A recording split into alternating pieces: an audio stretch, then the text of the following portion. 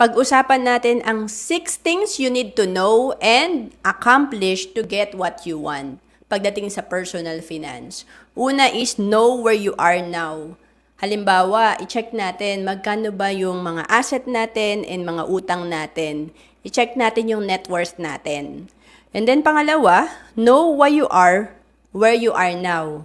Dapat alam mo kung bakit nandun ka sa sitwasyon mo ngayon. Pwedeng nagkamali ka sa mga strategy mo, sa mga decision mo, sa mga ginagawa mo.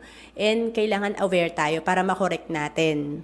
And then, number 3, know what you want.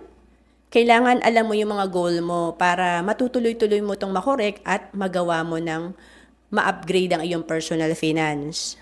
And then, know if you can get what you want with what you have.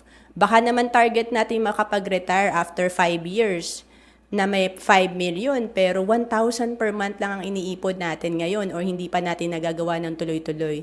So, hindi talaga natin ma-achieve yung target natin kasi hindi natin alam na kulang pala yung iniipon natin or yung strategy natin.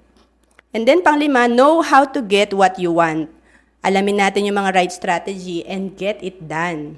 Ibig sabihin, magsimula tayo sa financial education. And then, syempre, baka kailangan nating taasan yung income natin, magkaroon tayo ng extra source of income, at pwede rin naman na kailangan tayo mag-invest para mas mabilis mag-grow yung pera natin. Hindi sapat na nag-iipon lang tayo at puro tipid.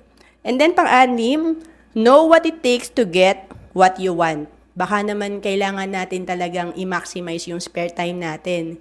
Kasi para kumita tayo na extra, may gagawin dapat tayo sa extra time natin.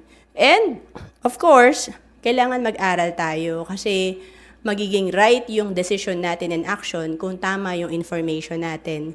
To know more about personal finance, comment ka lang.